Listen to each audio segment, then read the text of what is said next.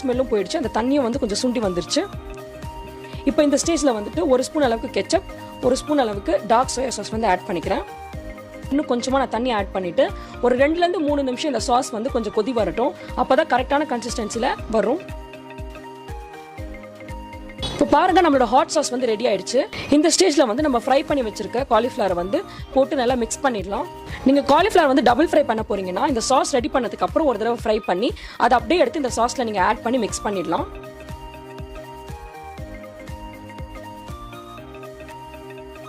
அவ்வளோதான், நம்மளோட Korean style hot fried cauliflower வந்து ரெடி ஆயிடுச்சு. இது மேலே வந்து கொஞ்சமாக வந்து ஒயிட் செசமி சீட்ஸ் வந்து நான் ஆட் பண்ணிக்கிறேன்.